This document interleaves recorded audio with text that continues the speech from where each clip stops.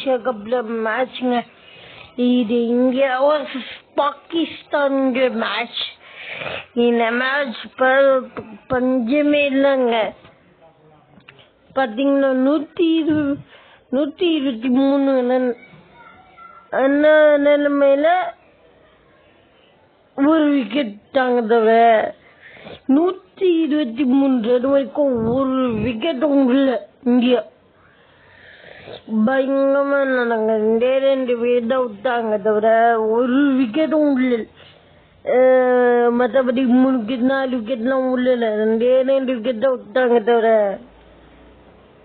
மற்றபடி அதிகபட்சமா விக்கெட்லாம் உள்ள. அதிகபட்சமா கேப்டன் மசூர் அவர்கள் அதான் சூப்பரா ஆச்சு இருந்தாரு. அவரை அழைசரம் அவரு தான் மேன் ஆஃப் த மேட்ச்.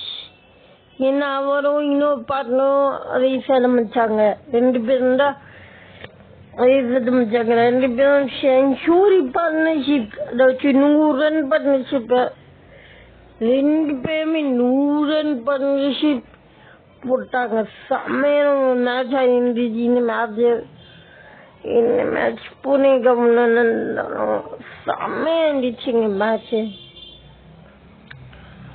பாகிஸ்தானும் எவ்வளோ போலர்ஸ் யூஸ் பண்ணியிருந்தாலும் ஒரு 2 போலர் தவிர வேற எந்த போலரும் விக்கெட் எடுக்க முடியல. ஒரு 2 போலர் தவிர இந்த போலர் விக்கெட் எடுக்க முடியல. அதே மாதிரி இந்தியா ஸ்லோ ஸ்டார்ட் பண்ணாங்க. ஒரு எவ்வளோ சொல்றது, ஃபர்ஸ்ட் ஓவர்ல ஒரு 12 ரன் அடிச்சாங்க. ஃபர்ஸ்ட் ஓவர்ல ஒரு 12 ரன். அதுக்கப்புறம் முன்பல் ஸ்டோக்க வச்சாங்க. செகண்ட் ஓவர்ல இருந்து கொஞ்சம் அடி ரெடி பண்ணாங்க. ஃபர்ஸ்ட் ஓவர்ல அடி ரெடி பண்ணாங்க. செகண்ட் ஓவர்ல இன்னும் கொஞ்சம் அடி ரெடி பண்ணாங்க. அதாச்சும் அடி ரெடி இன்னும் ஃபர்ஸ்ட் ஓவர்ல ஒரு 10% அடி ரெடி பண்ணாங்க. செகண்ட் ஓவர்ல அதே 20% அடி ரெடி பண்ணாங்க.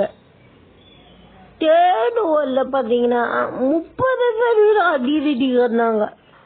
ஃபோர்த் ஓவர்ல இருந்து தான் 100% அடி ரெடியா ஆரம்பிச்சாங்க. 4வது ஓவர்ல இருந்து தான் 100% அடி ரெடியா ஆரம்பிச்சாங்க இந்தியா. அன்னிலிருந்து அந்த ஓவர்ல இந்த மேட்ச் முடிவுக்கு அடி ரெடி கான்செப்ட்ல இருந்தாங்க தவிர இந்த கான்செப்டுக்கு போகவே இல்லை. இந்த கான்செப்டுக்கு ஸ்லோ கான்செப்டுக்கு போகவே இல்லை இந்தியா. இந்த கான்செப்ட்லயே 4வது ஓவர்ல தான் 100% அடி ரெடிக்கு போறாங்க தவிர மற்றபடி 3 ஓவர்ல ஒரு 30% அடி ரெடியா அடிச்சுப்பாங்க அவ்வளோதான். ஆனா பட் 4வது ஊர்ல இருந்து தான் 100% அடி ரெடி. நீங்க பாக்கலாம் 4வது ஊர்ல 40% அடி ரெடி வரணுமேனு. அந்த 4வது ஊர்ல இருந்து இந்தியா 100% அடி ரெடி ஆரம்பிச்சுட்டாங்க. எல்லா பாலுமே பவுண்டரி எல்லா பாலுமே கடைசிட்டாங்க. சும்மா ஒரு பாகிஸ்தான் போலே 4 தடவை கேப்டன் கிட்ட யோசனை கேட்டு கேப்டனும் 4-5 தடவை யோசனை சொல்லி கூட 2 விக்கெட் தான் எடுக்க முடிஞ்சது. 10 விக்கெட் எடுக்க முடியல. ஸோ 8 விக்கெட் கிடையாது. இந்த மேட்சை பாகிஸ்தான் இன்னைக்கு இந்த இந்தியா பறிச்சிட்டாங்க. ஸோ அதனால ஏசியா கப்ல இந்தியா செகண்ட் வின்னர் பெற்றிருக்கு. ஸோ அது மூலமா ஃபர்ஸ்ட் பிளேஸையும் தட்டி பிடிச்சி இந்தியா. ஸோ ஃபர்ஸ்ட் பிளேஸ் தட்டி பிடிச்சிக்க ஏசியா செகண்ட் பிளேஸ்ல பாகிஸ்தான் இருக்குமா ஓமன் இருக்குமான்னு தெரியாது.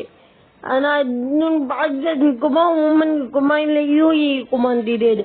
ஆனா எனக்கு தெரிஞ்சு ஒரு 50% பாகிஸ்தான் இருக்கும், ஒரு 20% இருக்கும், 10% ஓமன் இருக்கும் செகண்ட் பிளேஸ்ல. இந்த மாதிரி 100% வந்து இந்தியா தான் ஃபர்ஸ்ட் பிளேஸ்ல பிடிச்சிருக்காங்க. ஸோ இன்னும் ஒரே ஒரு மேட்ச் மட்டும் வின் பண்ண சூப்பர் 4 போயிடுவாங்க இந்தியா.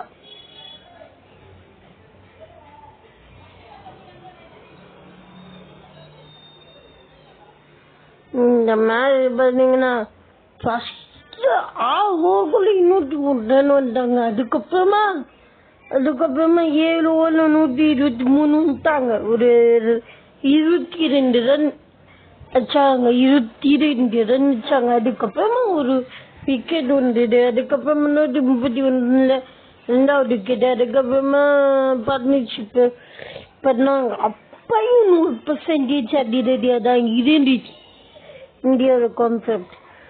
கொஞ்சம் ஒரு லைன் கூட குறையாம ஒரு பிஞ்சு ரன் ரேட் கூட குறையாம இந்தியா வந்து போட்டு கடாசிட்டாங்க பாகிஸ்தான்.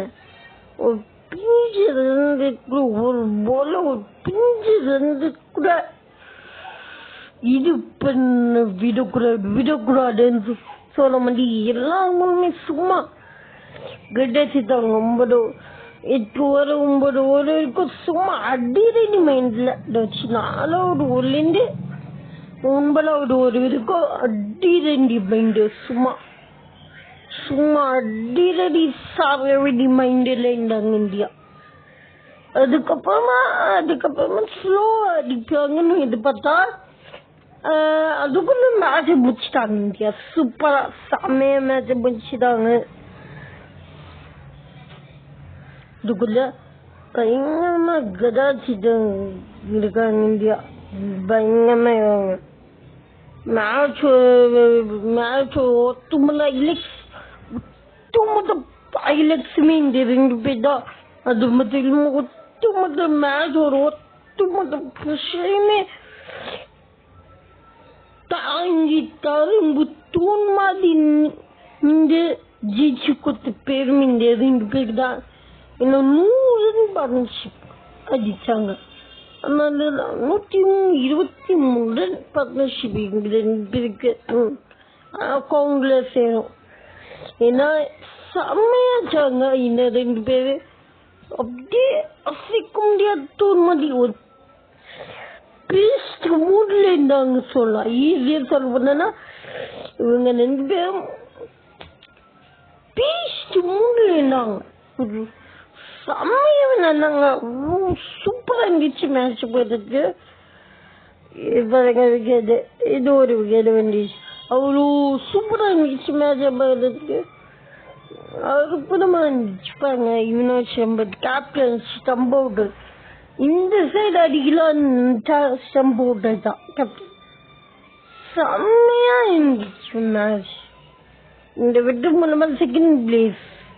அந்த ஷாட் பாருங்க. ஒவ்வொரு பாகிஸ்தானுக்கு இந்த மாதிரி தளபதி 10 ஷாட்டா இருந்துச்சு. அந்த ஷாட் ஒவ்வொன்றும் பாகிஸ்தானுக்கு தளபதி ஷாட் 10 இருந்துச்சு. அதுவும் அது இன்சைட் எட்ஜ் ஷாட்டை பார்த்தீங்கன்னா 2 இன்சைட் ஷாட் வந்துச்சு. ஆனா இதெல்லாம் அதை கவனிக்க பண்ணாங்க. ஆனா அதை வந்து செம்மையா அதுதான் பாகிஸ்தானுக்கு முழு தலைவலி இருந்துச்சு. இன்சைட் ஷாட் அதுதான்